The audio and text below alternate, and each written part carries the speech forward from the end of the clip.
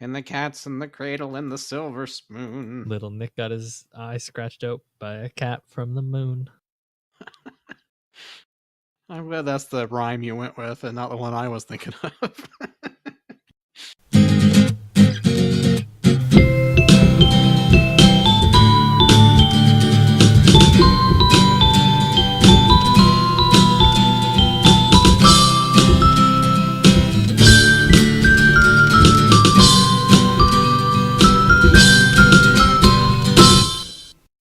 And welcome back, everybody, to another episode of the Digital Drive-In Podcast, where we talk about our favorite movies and why we love them, what makes them some of cinema's greatest achievements. Right, Garrett? Speaking of cinema's greatest achievements, today we're talking about the Marvel Cinematic Universe. My name is Alex. As always, I'm joined by my... I don't want to use the adjective marvelous this episode, because that seems a little like... You're definitely not marvelous. I like good stories. Today I'm joined by my co-host, Garrett, who looks like Captain America pre-serum. And today we're talking about the Marvel Cinematic Universe. I look like MODOK. And no, he's not in the movies yet. Oh, that's right. And specifically, we're talking about the Phase 1 films. Of course, the Phase 1 begins with Iron Man, released in 2008. And ends with the Avengers, released in 2012. We are, of course, leading up towards Avengers Endgame, which is in theaters April 26th. Disney, please sponsor us. And we just kind of wanted to talk about the early stages of cinema's greatest achievement. Right, Garrett? Yes. So, as always, I'm going to throw it to you now. What is the MCU and what's it about? It is... Was Disney backing the very first Iron Man, or did they step in afterwards? No. I don't remember. Disney purchased Marvel in 2009, but I kind of want to say that the deal wasn't finalized, or the first one that had Disney as a distributor was the Avengers. Okay. So the MCU is the Marvel Cinematic Universe, which is the books and comics put on screen. But these aren't like the old Marvel movies that were like really terrible and cheap. It's like they're actually putting effort into it, and they try to make it interconnected where you never know what character is going to show up in the movie, except for the ones that Fox and Sony owns. Hey, they're all coming together now, though, boys. Oh, another belt. Wait, what? So my history with the franchise is probably watching like the old Incredible Hulk TV show with Lou Ferrigno. Yeah, because you're an old fuck. Because you're old as shit. That's why. God damn. I remember when Red Brown was Captain America. Who? The guy from Space Mutiny. I only know Red Green. And Beef Throat Punch and all those Mystery Science Theater names. Did you just say Beef Throat Punch?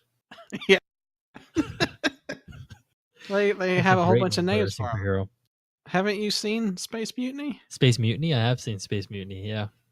Yeah. Actually. Yeah, I remember now. Okay. So that guy is my favorite episode. That main guy was Captain America. Oh, really? Oh, no. Yeah, in the old movies. Oh, no. Yeah, and like Dolph Lundgren, however you say his name, was the Punisher. Ben Affleck was Daredevil. Yeah. See? So it's not just DC that has shitty Affleck movies. Boom, boom, boom.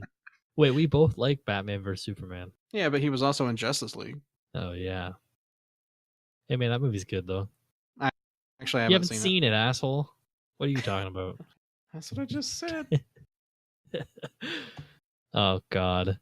But you're also a fucking nerd, aren't you? And you read the books. I do. Some of my favorite series. What? Do you collect all of them? Or you subscribe to every single one? No, not anymore. Not anymore. I was never a huge Marvel fan. Right. You're more Dark Horse. No. I do like some Dark Horse. I really got back into it with Image. Right. Like Invincible, I think is probably one of my favorite comics. I IDW does some good stuff. Sure. And by good stuff, I mean their Back to the Future comics are pretty good. And their Ghostbusters one, too. That was pretty good, too. Yeah, I was going to say they do a lot of like established properties. Yeah. Um, I'm derailing you so hard. It's hilarious. No, it's fine. It's like a lot of my favorite Marvel stuff was like the Cosmic Universe, like the Jack Kirby stuff and the Jim Starlin stuff. So I like Secret War, I really liked, and I really liked the whole Infinity Gauntlet storyline and like Thanos Quest where he was getting the gems and different things like that. So it's like it's the part of the movies that I like more, even though it's so different from the comics. I still just really like those type of mythological storylines way more because like so much more interesting stuff is happening. Sure. And I'm not big on origin stories either. Okay. So it's like not being a huge Marvel fan and not being a big origin story fan. Yeah, it's just not my thing. I kind of like the characters to already be established and have their powers, and it's just going through like a normal day. I don't really like the complainy characters either that are like, I don't want this responsibility and I don't want to be a superhero. That's not my thing either. There's not really much of that in the movies, I don't think. There's no reluctant heroes. They all kind of have call to actions in the MCU. Yeah, I mean, yeah, in the MCU, right? Other than Captain like America, some of the Spider-Man just stories were like, but his reluctancy comes from like, great, I woke up 70 years from where I wanted to be, so I guess I have to fucking be a superhero. Bingo. What's your history with the MCU then, outside of Marvel? The MCU. What now? Say that again. Outside of just general like Marvel with the comics. And all that I saw Iron Man at the theater when it came out. Okay, and you were like, "Whoa, they made a good movie out of Iron Man? What the hell?" No, I wasn't surprised by that at all. I actually really like Robert Downey Jr. as an actor, and I was going to see it strictly because he was the lead.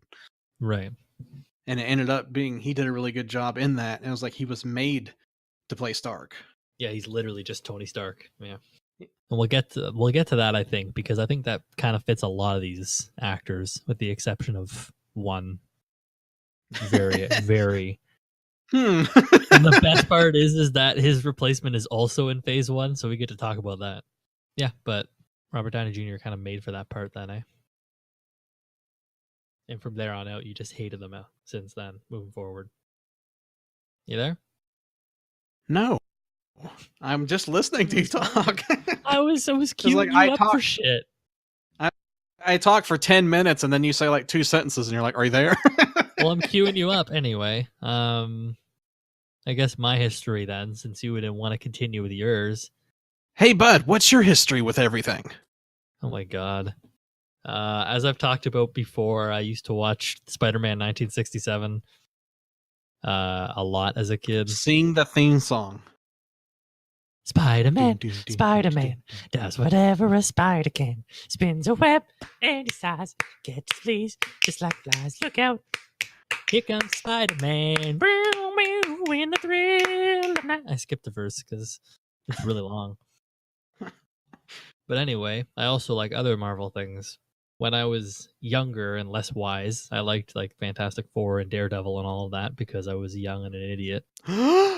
But I think that when Iron Man came out and I went and saw it with my dad in the theater, I instantly hated everything else because it was like, hey, a good superhero movie for once. I don't know. I think that almost gets taken a little bit for granted, especially with the younger audiences now, is like superhero movies were bad, I think, before Iron Man in that era. The only good one maybe was Batman Begins, like universally received as great kind of thing. Well, I mean, the Christopher Reeve Superman. Oh, fuck, yeah, yeah. Maybe I was thinking modern superhero because in between that and then also that series took a dump down the toilet as well. Yes. As it went further on. So, I mean, there's number 1, there's number 2, there's number 3. DC's having a pattern here. Yes. But, yeah, especially for modern superheroes, I think, your Daredevils and Elektras and Ghost Riders and Fantastic Fours and all of that. X-Men's were pretty good, but if you watch the early X-Men's now, they're super dated. which I And don't think it's is like a good sign on those things. Even then, they were just cheesy fun. The third X-Men movie was the third terrible, X-Men and like the is awful. Wolverine early That's ones. even worse. Yeah. And then the reboot for X-Men was the one after that Wolverine movie, and that came out after Iron Man did and all of that, so you can kind of tell it was a little inspired by. But yeah, my history, I kind of, in a way, kind of grew up with the MCU, I guess. I've been following it since its inception, and I'm going to make myself young here, Garrett, in front of you. Ready? Ew, that sounds gross. Anyway. Well, because I was 10 when the first one came out, and I saw it in theaters. Jesus Christ. Yeah, I know. And then, so the last 10 years, I've literally just grown up watching I've seen every single one except Iron Man 3 in theaters. And I don't remember why I didn't see Iron Man 3 in theaters. I don't know if I just forgot that it came out. Because I feel like they released it really close to Avengers, but they probably didn't. So, yeah, I do like them probably more than the average person. But I still acknowledge that they do have their flaws, especially we'll get to like Incredible Hulk. That's my MCU history, is that I like it a lot. Considering the amount of money they make, you probably like them the amount that the average person does. Sure. Yeah, I would think so. Actually, I guess so. I mean, especially as we get further down the line, we're talking about the Phase 1 MCU because it's kind of like the starting point for it. You can't just jump to Phase 3 and all of that, but especially when we get to... Well, because like Phase 1 has one that I don't like at all, and a couple that I'm like okay on. Phase 2 has like one that I fucking hate as much as number 1 too. I guess Incredible Hulk is just as bad as the Dark World. But like once you get to Phase 3, like all of them are awesome. I don't think I dislike a single Phase 3 movie so far. That's Doctor Strange till now. So if anything, they got better as time went on. They perfected their formula to the point where like Infinity War is like pretty fucking rad. And unlike anything we've seen, I think, in any film at all. That's a blockbuster at that scale. What kind of franchise can easily dump a $500 million budget on a movie and go, don't worry, we'll make it back. Guaranteed we'll make it back. I can't think of any other franchise ever that could probably have that much. Well, they haven't spent $500 million on anything, have they? I thought Infinity War's budget was close to, especially after marketing. Oh, yeah, after marketing. That's completely different. Because Infinity War's budget, I want to say, was $250.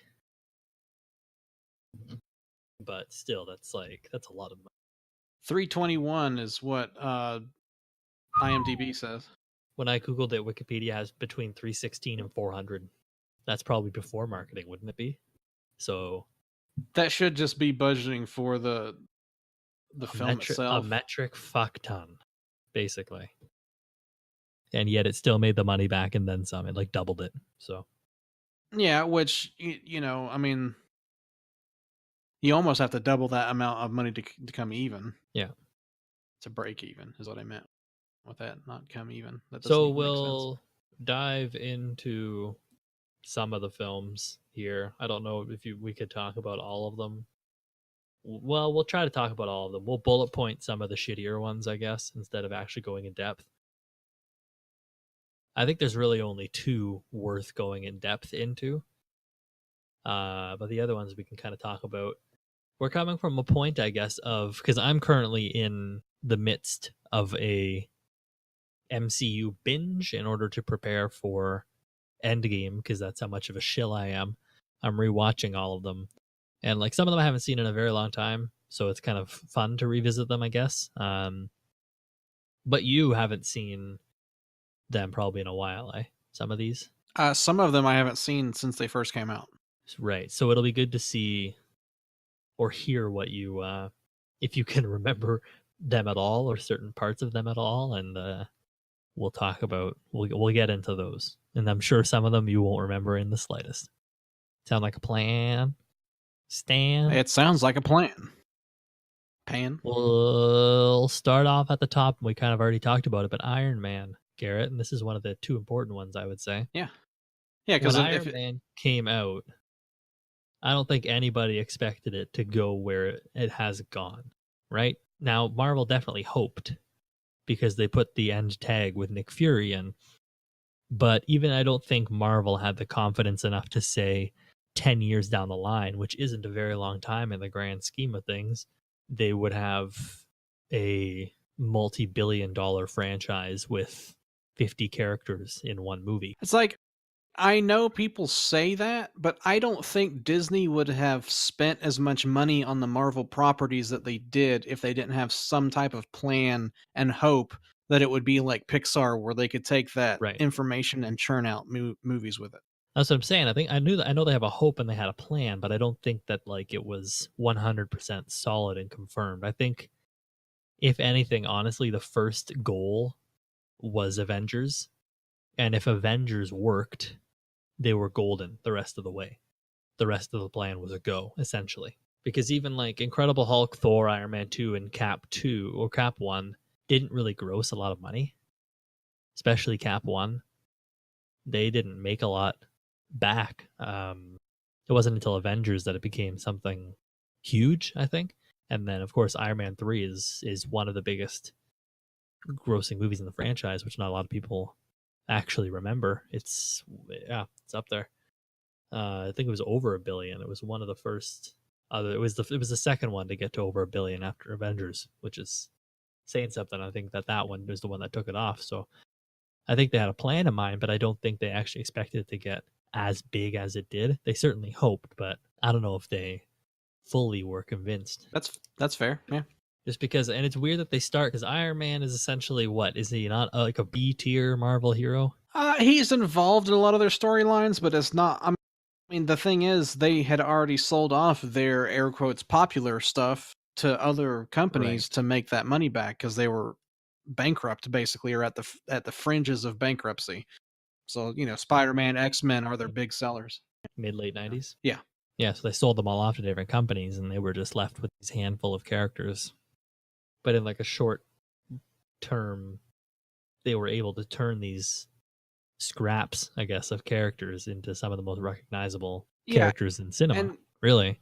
You can show anybody to me, Iron Man in the world, and they would tell you it's Iron Man. I think with Iron Man and Incredible Hulk, they were hoping that they could take that character and a star that was interested in that character and turn something into it from that. Right. And so I think hiring Robert Downey Jr. was a great idea.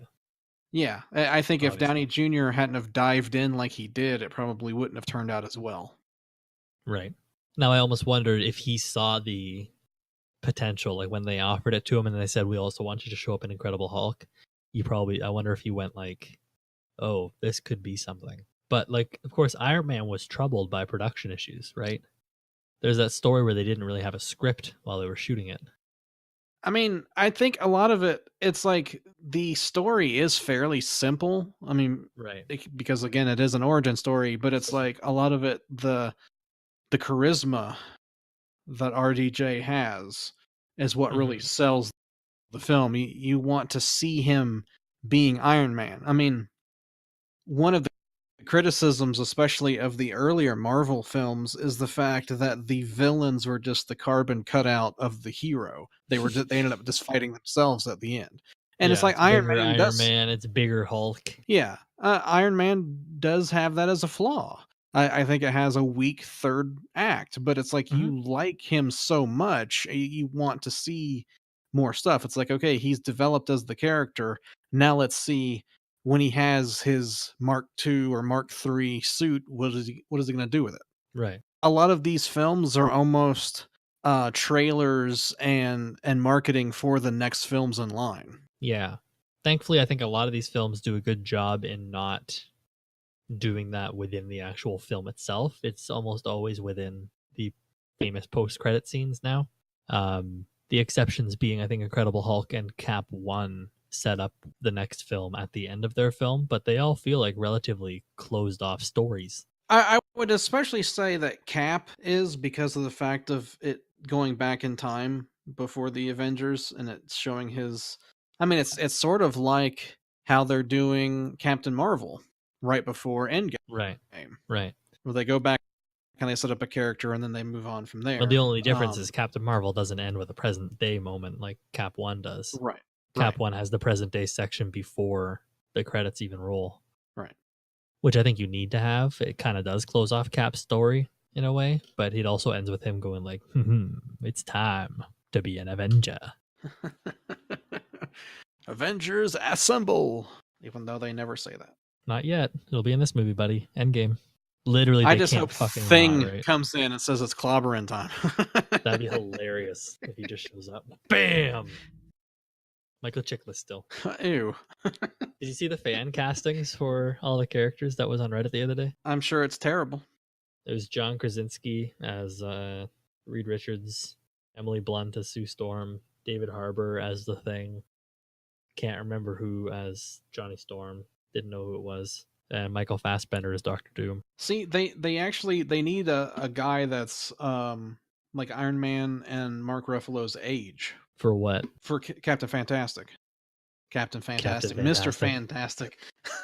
Do they though? I'm Or sitting can here he be reading the slightly names. younger? Because if he's slightly younger, then you can have him. The problem with Robert Downey Jr. and Mark Ruffalo is that they're getting old. And you kind of would want, if you're introducing the Fantastic Four, you'd want them to be able to go another 10 years with these characters at least. Right, but the thing is with the FF is... Well, how old is John Krasinski? He's not going to be 40. I know, but the thing is, he's not going to do a lot of hand-to-hand combat. I mean, it's almost all going to be special effects with him being stretchy. He's such a dumb character, though. But he's so good. Right. Like, I can stretch. That's why I think you need someone not funny. Okay. Or you have, well, John Krasinski can be serious. I don't take him serious in anything. Okay. Yeah, I know. Well, he's Jim. That's why. Yeah. Who knows? Who knows? This isn't the looking forward to the future podcast, even though it'd be nice. Yeah, you should get Michael J. Fox to be Mr. Fantastic. Well, he needs to be stretchy, not shaky. He could be Mr. Shaky. Whoa! He just spills people's water as he brings it to them. But I find Iron Man not having a script to be so interesting because of how kind of well thought out it is. There's a lot of stuff that's like, well, it's not that they didn't have a script, period. It was either going through intense rewrites or certain scenes wouldn't have a script at all. So Jon Favreau would just say, wing it. So they probably had a general idea on the story and where it was going. But if only they had 50 years of storyboards they could pull from. But it's stuff like, how'd you fix the icing problem? Do you remember that? How'd you fix the icing? Yeah. Because towards in Iron Man's first flight, he tries to fly into space and his suit ices up and he falls down.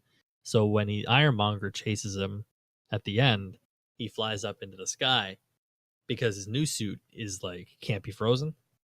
Right. So when Iron Man gets up there, he's like, my suit's better, Tony. Way better. And Tony's like, well, how'd you fix the icing problem? What icing problem? And then he freezes up and he's back, so he falls all the way down. Yeah. But like that's a good kind of tie-in, relatively not having it planned out at all, especially because things aren't shot in order. So, but who knows? I mean, it came together well enough to kickstart something new, right? Which is very interesting to me. What are we doing? The Hereditary podcast? Yep. That was me. If you have anything to add there. Tony Collette is Mr. Fantastic. No, I mean it's not Shakespeare. I mean this is just not trying to be. Guy in a, yeah, it's just a guy in a suit beating up a guy in a suit. So I'm just a man in a can. That's a line from Iron Man 3. I am a man in a can. I mean, having like the AC/DC and the Black Sabbath music, I think that's real fitting for the character. Knowing where to spend the money and when to cut back is an important thing.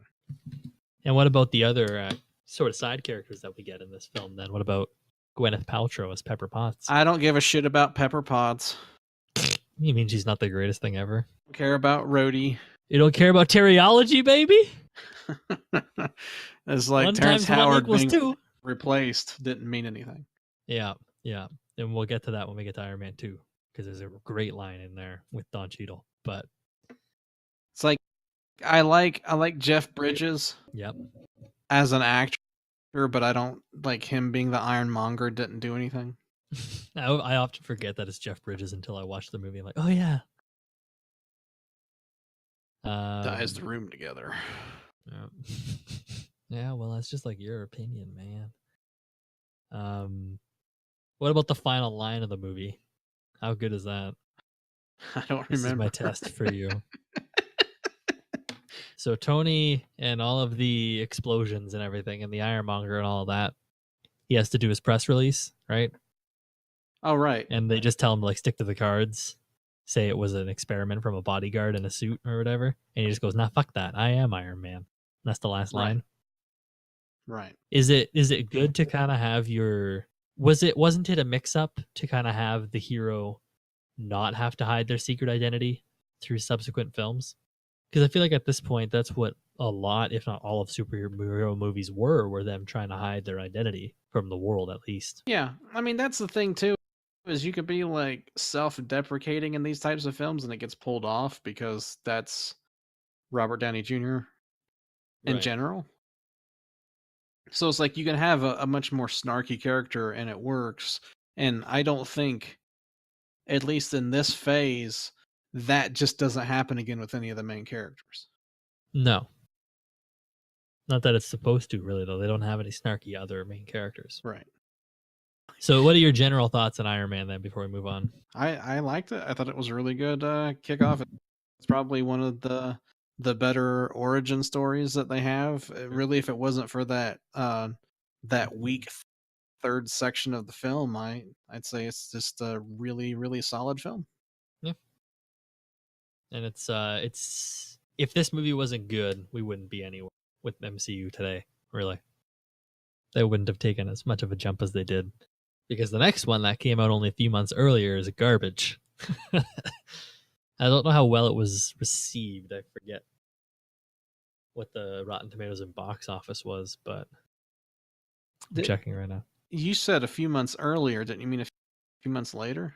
Yeah, I thought I said a few months later. Oh, maybe you did say I don't know. You could Whatever, I'll have. edit it together. So the Incredible Hulk came out. Iron Man made 585 million, and Incredible Hulk made 263. Iron Man had a high Rotten Tomatoes score, and Incredible Hulk had a 67. So only a few months later, this movie came out, and was considered okay, but not as well liked. So I think that if Tony Stark, one, didn't appear in the movie, and two, if Iron Man didn't exist at all, I think this one would have been both wholly forgotten and also the universe wouldn't be anywhere. Because I think a lot of people forget this movie even is in the MCU. Don't you agree? Yeah, that's probably true. Because they don't really reference it much, and there hasn't been another Hulk standalone film. No, they reference it once in Avengers really quickly, and then the first time it's mentioned in a major way is Civil War, which is 8 years later. And the only time that's mentioned is because General Ross is in Civil War. So he shows up and you're like, hey, I remember that guy. But if you didn't watch Incredible Hulk, you're still like, hey, this is a new character. Doesn't really matter, right? And like, there's a throwaway line in Avengers where he goes like, last time I was in Harlem, yeah, that wasn't good. This movie sucks, doesn't it? Yeah, Can you remember anything I mean, from and it? this wasn't the first. This wasn't the first Hulk either. It was the No, second well, Hulk movie. yeah. So This is the they first Hulk movie already in the MCU, though. This is a reboot. right. Yeah. Ang Lee's is bad. Ang Lee's is worse. But can you even remember this one at all? Some like I remember that Tim Roth is the Abomination, Right. and I remember him like doesn't he have like either him or Hulk has like a car on each hand and he's like smashing them Yeah, I believe together. that's Tim Roth. You remember the part where Tim Roth gets kicked into a tree? Right. That's the best part of the movie. But yeah, generally fairly Ed Norton was in a forgettable. good bit. No, Ed Norton is such a terrible, terrible Bruce Banner. I don't know what they were thinking hiring him, really. I have no idea. He phones it in so much in this movie. It feels like he was just not having a good time doing it and thus was making everybody else not have a good time doing it because he's notoriously kind of a diva. And it seemed like he wanted to make a different kind of film than what they wanted to make, and he wasn't happy about that. Yeah, they were trying to make like an MCU movie and he was trying to make weird mystery Jekyll and Hyde, like I'm on the run, but don't get my heart rate too high. Weird stuff. Not good. Not worth talking about. So we're moving on. We're wasting valuable digital drive-in time here, Garrett. Don't you know? Sure. So the third one is Iron Man 2, Garrett, because they figured might as well ride off the coattails of the first one and just make a sequel to that in case this thing isn't taking off anywhere. Iron Man 2 now introduces 2 bad guys instead of 1. And those bad guys are played by Mickey Rourke and Sam Rockwell. Do you remember them as the bad guys, Garrett? No, Yeah, you don't. Oh, you oh. do? Surprising. Or do you just remember how bad Mickey Rourke is? No, I don't think he's bad. I think a lot of the character development was left on the cutting room floor. Okay. Because like Mickey Rourke actually like went to Russia and like learned how to speak Russian, and it's like he was really involved in his character, and then they hardly like show him. Yeah, Mickey Rourke's actually like a really good actor. Yeah. Well, it's weird. This movie's weird with Mickey Rourke's character, Whiplash, is that he simultaneously gets too much screen time and also not enough. Yeah, it's like they didn't include the right stuff. Right. Right. It feels like we cut to him way too much, even though he's not really doing anything. He doesn't even feel like he should be in the movie, honestly. Because I think with what they cut, they should have just cut him completely with what they were cutting and just made Justin Hammers the bad guy. But then that would have just been like Bad Tony Part 2. Yeah, and I don't really like him as the bad guy. No way. Yeah, we're flipped so on it's that, just, actually. huh? We're flipped on that because I would have rather just Hammer, rather more time on Whiplash. I think having another really good actor. I mean, don't get me wrong, not to say Sam Rockwell's not a good actor. I think he's good in like a group of people. Okay. I don't know if I like him like singularity by himself type of a thing. I think he's good in an ensemble. And I think they realized that, and that's the reason why they had 2 different villains. But I think they didn't have enough material to write the 2 villains correctly. Or maybe it's not that they didn't have enough material, it's just like they didn't know how to write the 2 villains correctly. And I think that's also the problem with Iron Man 3, but that's not here yet. Yeah, well, there's a whole slew of problems with that fucking shit. And I think it's one of those things where it's like it's the inverse of the Batman issue with Jack Nicholson as the Joker. Is Jack Nicholson overpowers Batman so much that it no longer becomes Batman's story, but it's a story with Batman in it. Yeah, and I think Jack Iron Nicholson's Man also 2, top billed in that movie, which is hilarious. Right. Iron Man 2 is Robert Downey Jr. is such a major figure that no one else comes even close to him, and he just overshadows everything. Yeah, true. So it's like writing multiple villains rather than writing something for Iron Man to actually be against is not as interesting to me. And I love Robert Downey Jr. in this movie a lot. That's cool. This is kind of interesting because Avengers is the first one that starts to give him super character development, I think, and change him completely. In this one, we see Tony at his cockiest, and it's crazy. Obviously, he's dying. Do you remember that? Yeah. He's poisoned, then he's dying, which is not a good subplot, but it allows for some wacky antics, like him getting super drunk in the Iron Man suit and pissing in it. Right. That's great. I was really hoping they would do the substance abuse story, which is kind of like the big Iron Man comic book story. Right. But because it's a Disney They're almost film, playing it too safe, yeah. Yeah. Which in a way sucks, but Iron Man 3 deals with that a little bit, but it almost uses the suits as a metaphor for drinking and all that. But it's too heavy-handed. Yeah, I know. Well, that's Shane Black. Other than that, what else is in this movie? Like the villains you were talking about. Is there anything more you wanted to add there? It's like the set piece with the race car is interesting. Yeah, it's pretty cool. But that suit is still one of my favorite suits of Iron Man. The one that's in the case. Yeah, that's the classic Iron Man case suit. That's like the. Well, it's like in the newer comics, they write around that problem by saying it's nanotechnology, and it just comes out of nowhere. Yeah. So which thankfully they made that better in Infinity War, where the nanotech comes out of his fake arc reactor or whatever, instead of like being in his skin. Yeah. That's one of the interesting things. about the Mhm. suit is like it gets smaller and smaller. It seems like in the films. Yeah. This movie also introduces a couple of Shield agents as kind of lead characters, I guess. This is the first time we see Black Widow, Scarlett Johansson, Yeah, who does a pretty good job. She's been pretty consistent the entire franchise, I think. yeah, she's fine. She has a pretty good introduction scene where she just beats the shit out of John Favreau, which is hilarious. Yeah, I wonder who put that in there. But that's paid off later too when John Favreau is. Do you remember with the scene where John Favreau fights the one guy in the facility while she like kicks the shit out of like 15? Mm-hmm. That's hilarious. And of course Sam Jackson as Nick Never heard Fury. of him. And Samuel L. Jackson is so good as Nick Fury, it pains me. He's always good in everything, but I think he's really good in these. He's like the perfect Nick Fury, to the point where they model like Nick Fury in the comics after him now, even more so than the Ultimates version. Yeah, I mean because that's the thing is they originally It was like did David it after Hasselhoff. his likeness. Oh yeah, David Hasselhoff was in the old made for Yeah. TV movie, but in the Ultimates comics before the MCU was a thing, they were modeling the face after Fury, and he liked it. Right.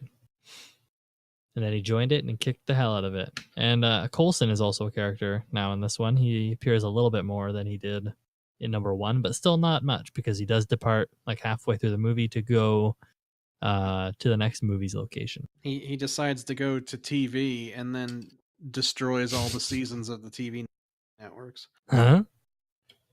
Yeah, but Iron Man 2 is generally it's fine. It's still kind of fun. It's not like great, but it also doesn't really do a lot to set up the other films, but at the same time it also does. It's a standalone. It's like it's an Iron Man sequel first, but it's also like, hey, we have Avengers at some point, right? It teases that a little bit throughout, but it's not consistent, I think. Yeah, I mean it's sort of like a soap opera for boys. Sure, sure. But where does Coulson go, Garrett? Why does he leave halfway through the movie? He wanted a hammer. He's A got a hammer hamburger? in the evening. No. Oh. What are you singing? What is that? The Some If I old Had a man Hammer thing. song. Oh, okay. Yes, I was right. Yeah, Leonard But of Nimoy course, sang it. he travels to Bilbo Baggins. Dragons. He travels to New Mexico because what has fallen out of the sky but Thor's hammer. Oh, Sailor Moon. And now we get to Thor, which is another fine one. It's not great either. A little bit less than Iron Man 2, I like it. Way more than Incredible Hulk. Natalie Portman doesn't fit in this universe. No, she does not. Not in the slightest. Neither does Kat Dennings, who's also in this movie. Right. But who does fit, since we talked about two of the three teams, is Stellan Skarsgård, and he's awesome. Yes. But the shining light of this movie, of course, and I just mean like the main character, is Chris Hemsworth as Thor, whose performance is very good, despite the movie being kind of weird. But I think that has to do more with the director, because Kenneth Branagh directed this one. Right. Which he kind of brings this Shakespearean approach to some of the Asgard stuff, which I actually like the way this film is directed. I don't like maybe the way it's written, I guess, and also Natalie Portman, but I do like how he takes that high fantasy Shakespearean kind of idea to Asgard, but then he breaks down Earth into kind of like this more realistic place. It's a fish out of water story, obviously, but it's like a fish in the desert story. Wait, that's Aquaman. Never mind. But anyway, like you know what I mean? Super fish out of water story, because it's like Right. two total I got you. extremes. Stranger in a Strange Land. Yes. What do you think about Thor? Do you remember it very much? I remember being bored by it Sure. mostly. Uh-huh. It's just like I think Hemsworth later ended up grasping the character better. Yeah. Maybe. Yeah. Well, Ragnarok is Thor 2 and Thor 1 are two of my least favorite MCU movies, and Ragnarok is my favorite.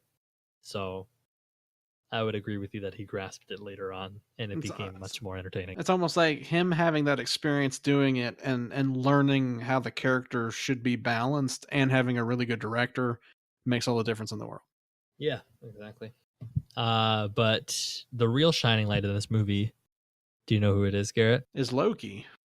No, it's Chris Hemsworth's dyed eyebrows and facial hair. Oh gosh. Do you remember that? They're dyed terrible. blonde. It's awful. Terrible. It's awful. It looks horrible. It looks even worse now because we've seen him without it. Oh man, does it ever look bad. If there's any people out there listening, and I know you're not, but if you're listening and you're like, what do you mean dyed eyebrows? Go look it up. It's awful. But yes, you're right. The shining light in this movie, I think, is Tom Hiddleston's Loki, who's just so much fun to watch from the get-go. He plays the god of mischief so very well, and he's so mischievous. It's the first Marvel villain that has been done right in all of the movies, even outside of the MCU, I think. Right. Yep. He just feels so at home. See, I think Chris Hemsworth is very good as Thor. I think that Tom Hiddleston as Loki is almost as perfect casting as Robert Downey Jr. It's as close as you're going to get to the character, certainly. Like, his smile just looks like a Loki smile, you know? He's just got that mischievous look to him, and it's so much fun to watch on screen. But he is the villain in this one, but he's also kind of not. There's the Frost Giants. Do you remember them? Yeah, I mean, and that's the thing is like Thor has like his 3 buddies with him that's always in the comics, and that like they hardly show up in any of the next movies. Yeah. Well, they just get kind of unceremoniously killed in the third one. Yeah, they're just like let's get rid of them. The Warriors 3 and Lady Sif, who are in this one kind of, but not really. But it seems like they go back to the Loki well a little too much. Yep. Well, we'll get to that more too, because Loki is a big player in another film we'll talk about in this list. Yeah. But of course, Anthony Hopkins as well plays Odin, it's very good casting, obviously, because it's Anthony Hopkins. And I think Anthony Hopkins could sell anything, to be honest. Just after seeing how wild and crazy he is in real life, if you follow his Twitter at all, to see him play these super serious roles is like, yeah, he might be the greatest actor ever, period. No. But, well, maybe. I don't know. He's really good. It's weird, because I think this movie, all of the parts are in the right place for the most part, except for some of the Earth stuff, but it doesn't come together as well as it could. And I don't know if it's just a script issue or anything, but it's so close to being great, but it's not quite there. Yeah. It's like they're still at this point they're still like feeling out everything. Yeah, exactly. But yeah, I mean, it's still enjoyable enough, and thankfully didn't tank the franchise.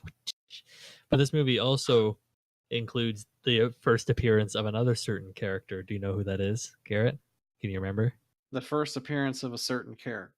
The first appearance of the certain character. Who could it be? Do you know who it is? You're not looking it up, are you? Is Thanos? No, is Thanos at the end of this one? It's Hawkeye. Oh. Hawkeye is in this movie, and it's awesome. Thor is like breaking in to steal his hammer from the shield tent, and Coulson tells Hawkeye to get in position, and he like he reaches for a sniper rifle, and he's like, nope, and he grabs the bow and arrow instead, and he goes up high, and it's Jeremy Renner still, and he's pointing out, and he's like, I'm just gonna shoot him. They're like, no, don't shoot him. Anyway, just fun little universe building. All 6 Avengers and their supporting characters are all introduced before the Avengers movie. Let me just throw that out there for you, Justice League. You got any thoughts on Thor? Anything else? Past this one. No. Let's move past it, good, because I don't want to talk about it anymore. We will talk about one that is a bit of a guilty pleasure movie for me, which is Captain America, the First Avenger. This, of course, is Captain America set in World War II. Steve Rogers is a scrawny little shit who has a heart of gold and simply wants to enlist in the army despite being turned down repeatedly. So he's recruited because of his heart of gold into the super soldier program, and he takes drugs and he gets super buff. That's the moral of the story, kids. And then he almost fucks Haley Atwell, and he also almost fucks Marjorie Tyrell, who's also in this movie. So the moral of the story, kids, is do drugs. You'll get real ripped, and you get to bone all the hot chicks. Moving on to Avengers now. You're not going to talk about, Agent Smith being the bad guy and being completely Yeah, misused. oh, I know that was just a joke, but yep. Hugo Weaving is, of course, the Red Skull in this movie, and I mean, I like him. He's not that bad. That's like they didn't give him anything to do. No, but that's Marvel for you. What about when Marvel used Mads Mikkelsen and didn't give him anything to do? Yeah, well, we hadn't got there. I know. I'm just saying it's classic Marvel. But how much do you remember this one? Or how much did you like this one? I mean, it was the same. I basically thought about all of them. It's just like, yeah, it's a movie. It's a comic book movie. That's the problem with this podcast, is that it's so much me going, "Yay, enthusiastic," and you're like, "Yeah, well, it's a very very formulaic. Which, if you like the formula, you're happy. But if you don't like the formula and you're kind of wanting to see something different, then it's just like, yeah. I mean, none of them. I think. I mean, none of any of the MCU movies at all have been horrible. right." Incredible You Hulk know. is close. I mean, the second Thor movie is probably my least enjoyed of them, That's the and a next one lot I of have it to is watch. because We'll see how it is. it just it takes itself too seriously. Yeah. But it's like there's not like any surprises. You basically know if you're gonna like it before you even go in. A lot of it hinges upon the main character. Mhm. The main character is not as, especially in this part. The main characters don't necessarily like change or learn anything. It's script writing 101. It's like, Sure. oh, there is something in my way. I will now do this and defeat this, and now it's not my way anymore. Here's the next movie that's going to be coming up. You know, Right. you never feel like there's any danger to any of these characters because they're superhuman. Right. You know, But I mean, is that the so point? Or is the point to just like watch them kick ass and have fun? And then when somebody rolls around like Thanos, who actually does just fucking murder people, then you're like, oh shit, but I'm not used to seeing the good guys lose. right. Well, the thing with me No, the thing isn't in the movies yet. Oh, is when CGI battles happen on screen, my brain just like goes, yeah, whatever. I'm just waiting for it to be over. right. Like just having a video game thing going on, I don't care. It could be pretty, but it's sort of like when on the computer you can do anything. You're not bound by reality, you're not bound by budget, you're not bound by having to make it look real, you know? So when they can do anything and they don't actually do anything interesting with it, it's just it might as well just be watching the Transformers. It's just two Right. robots fighting each other. I don't care. Um, and some of that is these movies are very clearly what they are, and some of it is just my lack of interest in that genre, perhaps. Sure. You know, So I'm not saying like these movies should change because this is how I feel about it. It's just like, no, the movies are what they are, and that's fine. And they obviously have a huge following. Like a lot of people love this kind of a film. That's great. But I don't connect as much with it. I would rather see more characterization or dialogue or them solving problems, not necessarily with their fists. Which is why you love the DC movie, DCEU. No, I don't love that either. Yeah, you do. Okay. Well, I'm It's your glad you let favorite me thing know. in the history of the world. No, I mean, it is why I thought The Watchmen was so interesting Yeah. because the main, most superpowered character said, you know what, forget it. I'm just going to leave the planet. And it's like, what a fucking interesting character story. Of course, a lot of that's Right. Alan Moore, that came Yeah. up with that. Yeah. Um, I, Watchmen is awesome. We should do I, Watchmen at some point. I love the deconstruction of myth more than I love the building up of myth. I Right. like knowing why rather than seeing what. Sure. And like you showed me a video about character motivations and protagonists and antagonists of films, and I think that that's interesting, but that's also screenwriting 101, and so it's like it's very basic. It's like that's basically the protagonist antagonist of like any film. And Mhm. so it's like I would like for it to do more. I think these films are just, yeah, they're fine, they're regular, they're normal films, but I crave more than that. More intellectual films, Garrett. Are you a higher being than all of us No, who it like has Marvel nothing to. movies? I crave films that reach to the heart of humanity. I like more human emotional films. I Sure. feel like these have me at arm's length away because I don't see myself in them. I don't see real people in them. Right. Okay. And that's why I think someone like Loki, who is playing with the status quo, is interesting because that's almost a Joker-esque type Sure. performance.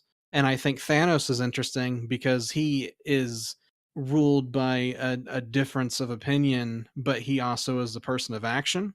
So I think that's interesting.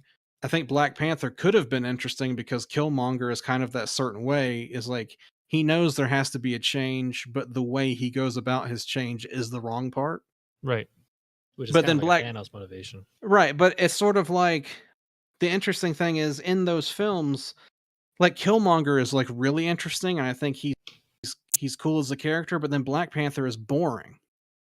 Like there Yeah. he's just a blank slate, nothing is happening. Thor, Loki's really interesting, but Thor is boring.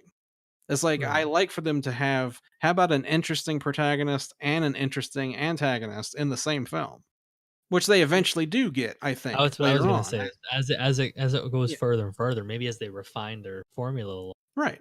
in phase 3, it starts to become like that. But it's also with the established characters, right? That's why I think Ragnarok was so interesting because Well, you it's have because they made Thor. Thor interesting, and like Loki was Right, already right, interesting, and and then those were really the. Hulk is also interesting as well, and Yeah. then you have a really good director. Yeah, so it's like, Wow. yeah, there are most of the movies of the MCU that I like the most have been some of the newer ones, Yeah. where I think after they've got so many iterations of the characters in their mind, it's a lot easier for them to do interesting stuff with them. It's as they learn what they are, Right. and this Whether or is like not they the can early learning continue that. stages. Yeah, who knows? But I hope so, Yeah, because they are that would just be good awesome if they entertaining could. stuff, right? Right. And that's the It's thing is, there's enough that come out. There's little enough that come out where it's like once every 3 months or 4 months or whatever it is. I'm like, I could do another one of those, and then one comes into theaters, and it's like, I'll go spend 2 hours at it, right? right. It's I kind of just interesting. Like their marketing is very well done. Obviously, that's a story for another day. But yeah, and it's like I think that for what they are, they do a good job, but I don't want this to be the only type of entertainment that's in film. yeah, that's true too. But it will be because people say superhero fatigue is a thing, and it is absolutely not. Generally, it could be a thing for somebody as an individual, but Captain Marvel's about to cross $1 billion at the box office, and Endgame will Shazam make looks two. like Shazam will it's doing really probably get well up with the there as rating. well. Yeah. So superhero fatigue where? Well, we'll quickly talk about Avengers then. The original joining of all the main characters. Yeah. This one, of course, stars Ralph Fiennes and who was the other person in that movie for my joke? Fuck.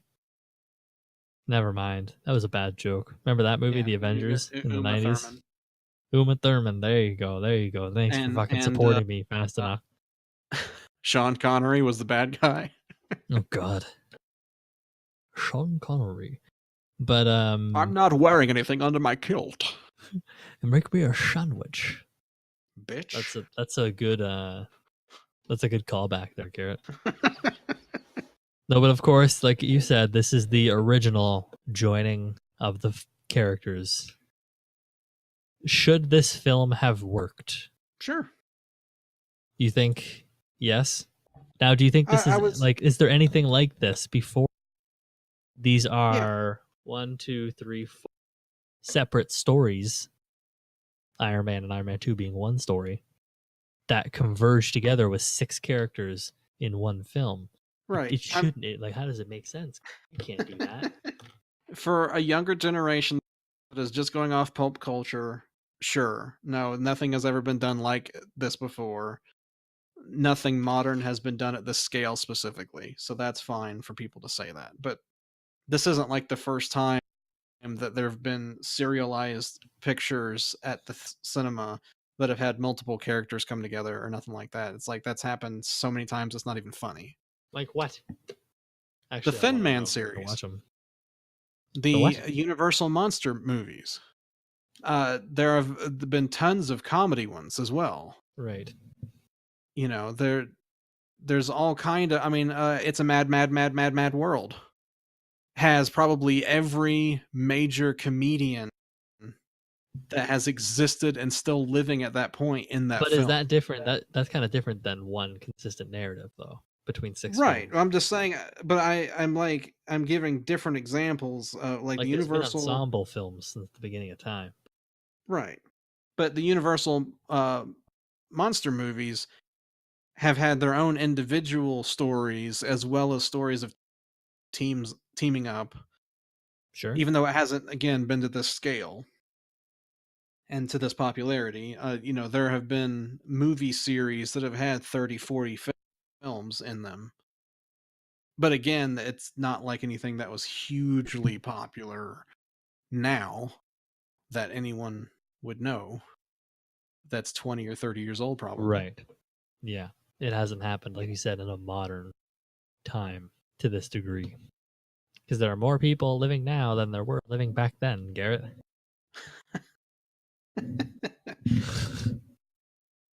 And also, you're an idiot. Oh, That's fine. That's fine. surprise. I mean,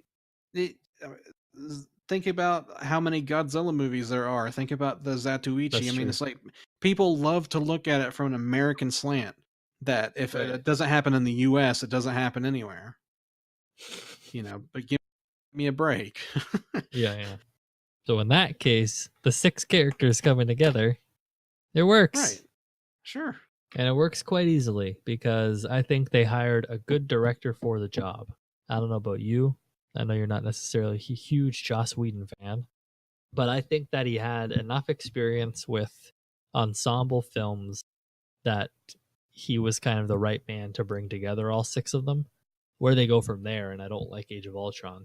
Maybe they should have dropped him after the first one, but to kind of like combine it and get a grasp on the combination things, I think Joss Whedon does a good job at treating the 6 characters like 6 characters in the Avengers rather than characters from their own movie, if you know what I mean.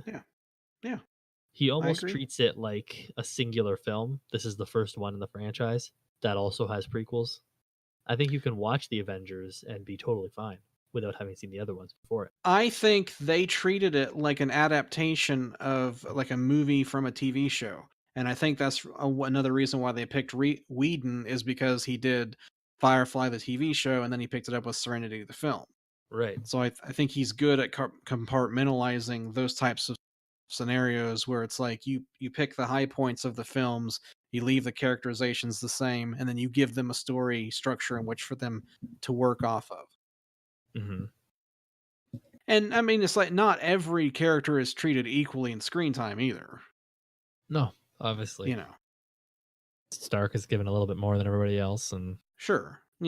It's like Hawkeye, you still don't really know a whole lot about him. He doesn't have a huge amount of screen time, but he's there. He's doing stuff. Same thing with Black Widow.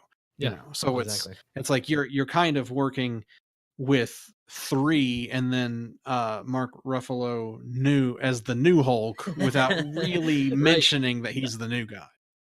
Yeah, that was what we teased at the beginning of the thing when I said whatever perfect casting except for one was that one we talked about how terrible Ed Norton was, but replacing with Mark Ruffalo was so good because Mark Ruffalo is so good as Bruce Banner. And he plays really well off of RG Day. RG Day. I'm gonna leave that in there.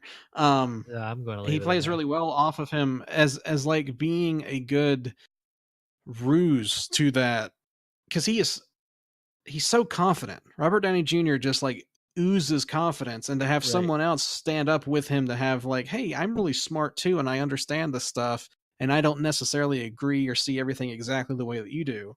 And he has like a little playfulness to that, which is hilarious to know how powerful the Hulk is, but then how smart Banner is. Yeah. You know, it's like I really like that. Well, and then how he treats Loki in the movie, like everyone loved that at the theater.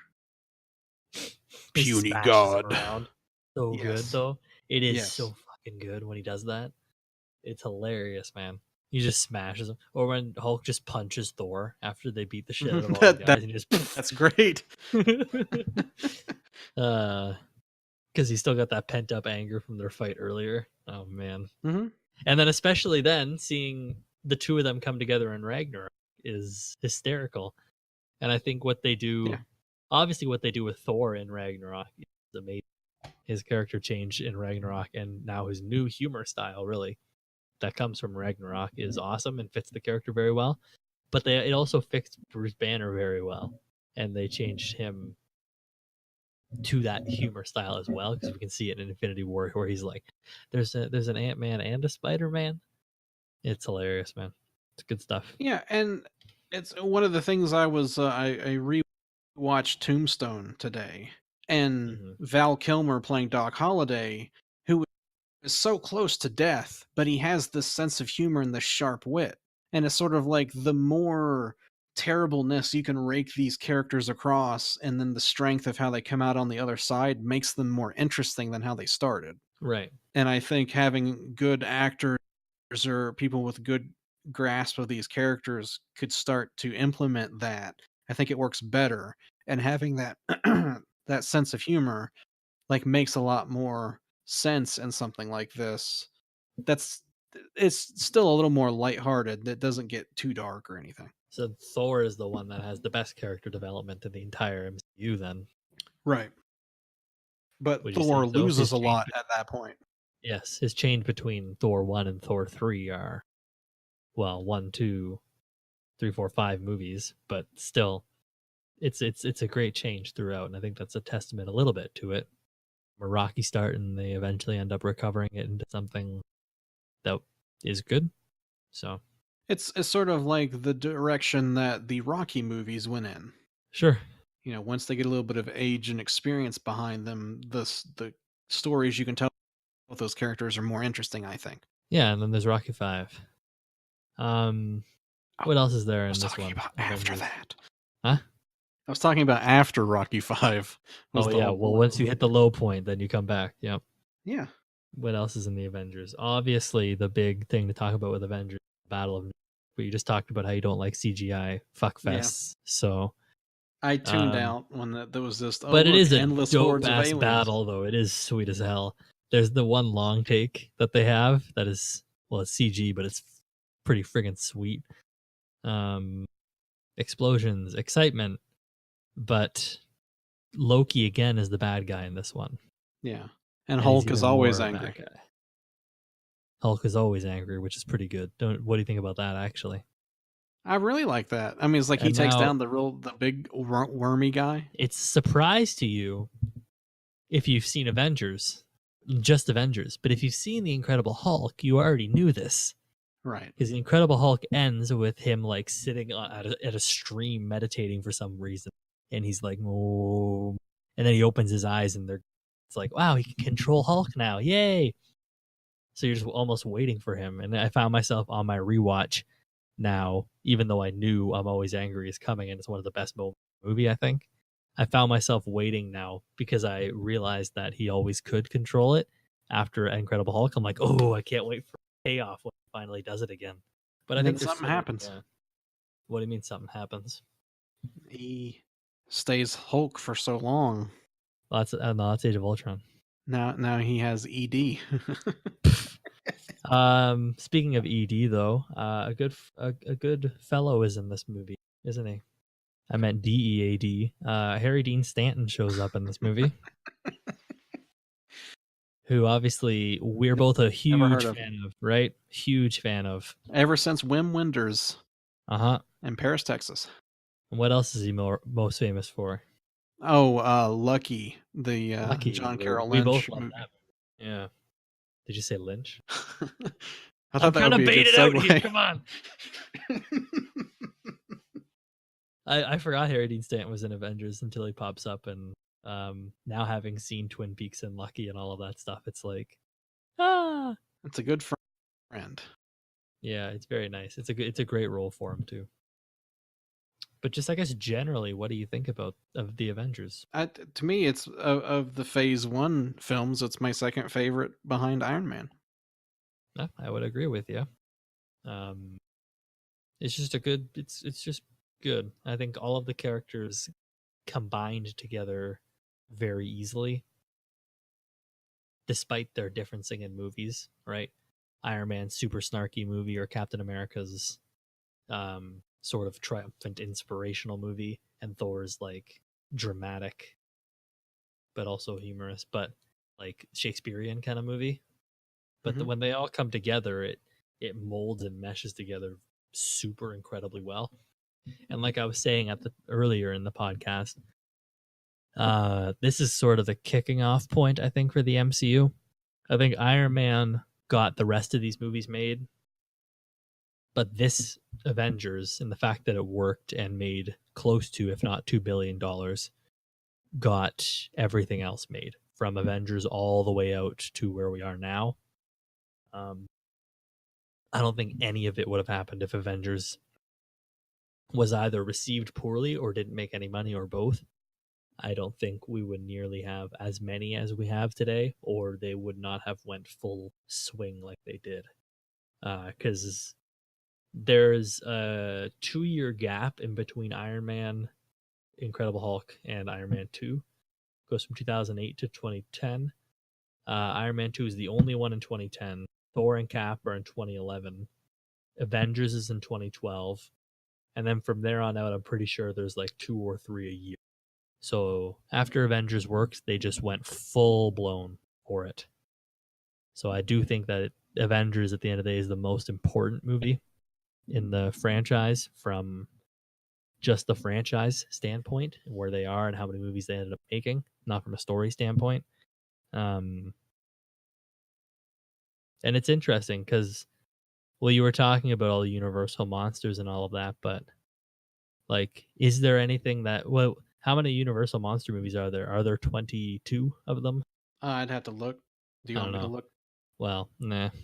But nothing in modern history, I think, extends in the way the Marvel does. Where, since after Avengers, like I was saying, 2 or 3 a year, and they kept up every single one. They have never had a flop financially. They have never had a film in the rotten rating on Rotten Tomatoes. There are 30 original Universal monster movies. Damn. And all of them combined together at some point? All 30? All 30 movies? Anyway, like I was saying, all 21 movies so far, not a single one of them have been rotten on Rotten Tomatoes. Not a single one of them has not made their budget back for Marvel. And that's, I think, a little bit of a testament to it. It's kind of interesting to watch this series unfold over the last 10 years. Certainly be interesting to see them end it with Endgame in quotation marks, and then where they take it in the next 10 years as well. Godzilla has 35. Yeah, and the new Godzilla cinematic universe is actually pretty awesome too, honestly. Which transitions into the last thing I want to talk about. So Marvel, like I was saying, kickstarted something huge. No flops financially or critically.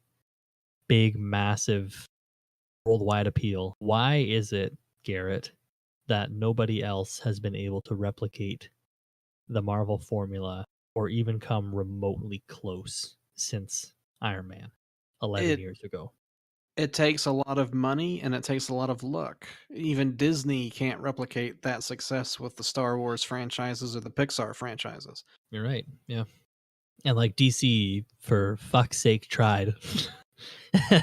Tried and I mean, failed, no matter what you think, to the point where they're revamping altogether. but the thing is, too, I mean, like if you look at DC just as the DC comic book movies, yes, you can say that. But if you look at it as Warner Brothers, I mean, the Lord of the Rings franchise has made a Mhm. lot of money. Harry Potter franchise has made a lot of money. Game of Thrones on Absolutely. HBO, which Warner Brothers owns, has made a lot of money. Right.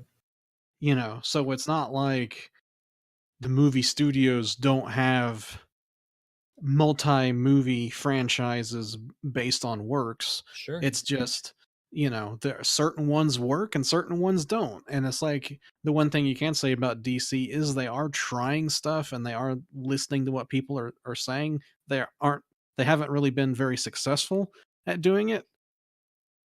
Unfortunately, I wanted them to do something different than what Marvel was doing. Since Marvel does so well at what they do, I don't want someone to replicate or repeat what Marvel is doing. I want Right. someone to try something different. But And the now average DC's going, person, yeah, yeah. their dark and broody one wasn't good. Even like you can blame Zack Snyder for it, but I guess maybe people didn't receive it as well or he didn't execute it as well, but maybe the world just isn't doesn't want that dark stuff, right? Because now you see them revamping it. Wonder Woman was kind of uplifting. Aquaman was bright and colorful, and now Shazam looks like it's just a straight Marvel movie. Well, some of it is Christopher Nolan made so much money on his Batman movies and they were grounded. And I Right. think Snyder had Nolan work with Man of Steel a little bit, and they were going to do a more grounded but then dark version of a comic book movie. So, like, still take it out of that reality, but then make it even darker. And it Right. just, for whatever reason, it didn't hit. And Which so, I would have been game for that, really. I think his original trilogy plan would have been awesome. Maybe Warner Brothers fucked with it a little bit, but who yeah. knows? And, the problem is if it's a smaller budgeted film, because it's like Warner has done the Watchmen movies, and I thought that was interesting. A History of Violence was a comic book movie. That one was really good. Like Sin City was really Mhm. good. But these are like small one and done. They're not going to make a lot of. They're not going to make any sequels. And they're not going to make a lot of money, and Sure. so they're not interested in those types of films. V for Vendetta was another good DC property that had a really nice movie out of it, but it was just the one. Sure. So, Making a sustained universe is almost a little tougher than just your one and dones. yeah, Trying to do it in isn't Marvel, I guess. If you don't you have to fully, have a ridiculous amount of confidence to stay on the path. which they And didn't. They right, bitched out. Yeah. right. It's if Marvel after Incredible Hulk did terrible, started changing up and decided, well, we're not going to do an Iron Man sequel. We're going to go with something else. If they did Avengers right after that, it would have probably failed. Yep. Like Justice League as the fucking fourth movie. You haven't even introduced half of the Right. cast. Yeah. So it's like if after Man of Steel, if they would have done a sequel with Superman, maybe that would have If they helped. literally just followed the format, if they went Man of Steel, Batman, Man of Steel 2, Wonder Right. Woman, Right. Aquaman, of Justice League. And then somewhere in there It could have worked. in like Man of Steel 2 you introduce Wonder Woman so that then she can go into her own movie by herself. In Batman maybe you have Flash or something like that. Then by the time you get to Justice League everybody's already established. Who knows? But DC is I think is a very easy case to tell why they fucked up. I'm just wondering why nobody else has done it outside of comic book movies. Like the closest that happens is the Godzillas, like I was Well, saying, I the new mean, ones. um, Sony tried to do it with the X-Men franchise. Well, like Fox with X Men, yeah, Oh yeah, I'm sorry. Sony yeah, I know what you mean. And as then Sony has Spider-Man. Spider Man. They're trying now too with their Venom villain verse. Ooh, that's a fucking tongue twister. The Sinister Six. Sure. Um, but yeah, okay. So Fox had X-Men, and did they also have Fantastic Four? Yeah, and they Yeah, tried. They were gonna bring Fantastic into the X Men universe with the 2015 Fantastic Four before it was an absolute shit show. but I mean, it's like Fox once they broke away with trying to tell, like stories that connected. Logan was fantastic. Deadpool was fantastic. I mean, it's like when they just allow the director to do their own thing, they have singular movies that are really well done. Sure. And I don't think we'll get that after the merger, but Probably not. Even though I mean, Deadpool made a lot of money. Deadpool's going to keep going, I think, as its own thing. I think they probably do like an X-Force movie rather than a singular, because it almost seemed like at the end of Deadpool 2, they were already trying to team him up with people. I don't think anybody else will try at this point.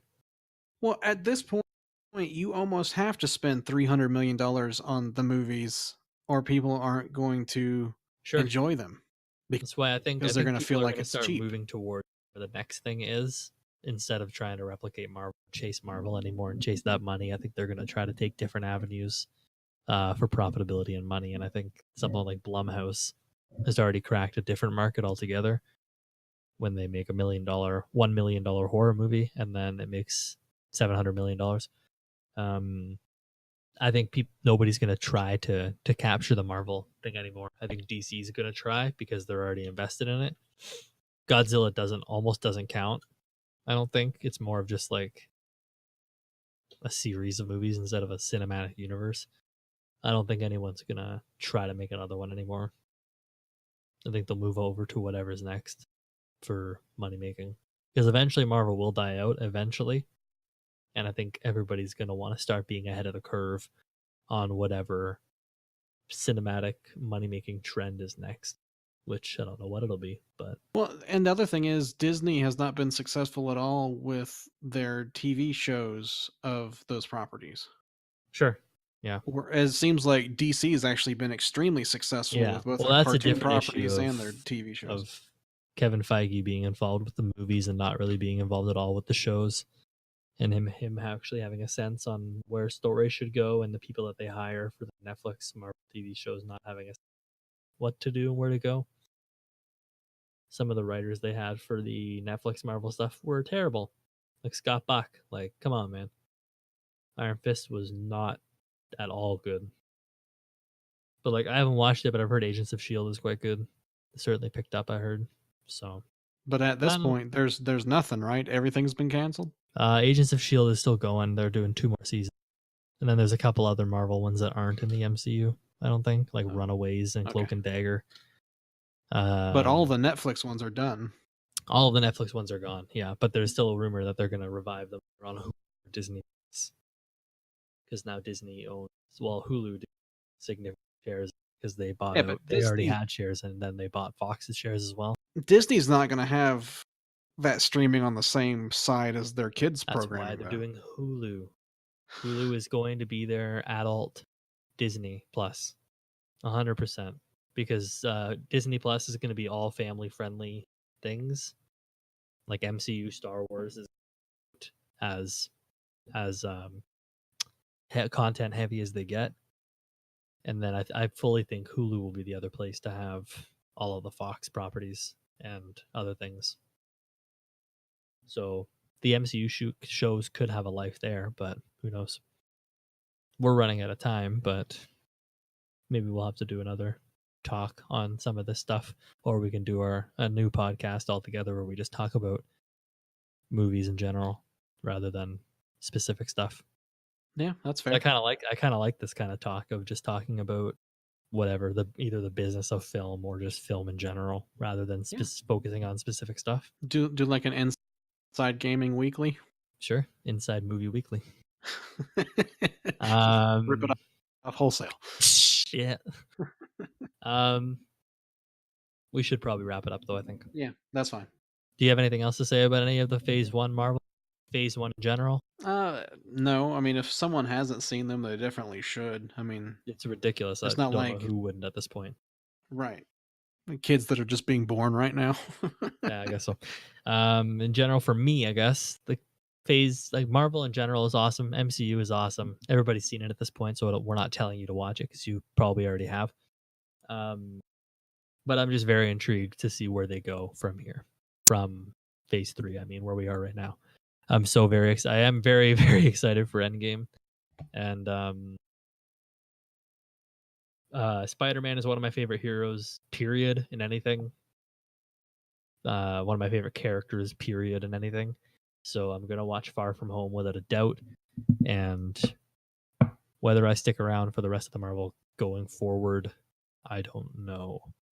I say that as if I'm not going to, but we will see what they have planned for the future of Marvel, because if Endgame is a good enough ending, I almost don't want anymore, you know? If Endgame closes everything off in a perfect bow, and then I could just say, that's it. This is perfect. I'm out. I'm not going to watch anymore. But yeah, you're right. I'm going to watch all of them. If you got nothing else for this, Garrett, I'll wrap her up then. Wrap it up. Wrap it up, Buttercup. I'm going to do the rest like that. If you like this show, if you like the Digital Drive-In, like and subscribe. if you've stuck around this long, which well, yeah, of course you haven't. Shame on you. You can follow us on Twitter at digital_podcast. You can also follow me on Twitter at Alex's Reviews and Garrett on Twitter at Garrett Donardo. You can also follow both of us on our Letterboxd. Links in the description below to those. And as well, if you're listening to this on our affiliate site or iTunes or what have you, linked through that, we are also on YouTube. You can go find the Digital Drive-In podcast on YouTube. Our name there is Digital Drive-In. There are also links to that on our Twitter and such. And you can come over and support us there. We eventually do want to make the move over to there being a primary platform. So it'd be awesome if anyone who's listening here could go over there, like, subscribe, comment, do what you want. We can kind of get this thing a little bit further off the ground.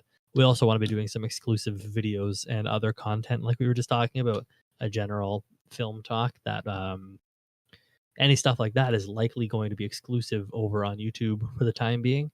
Would you say, Garrett? Sounds like a plan.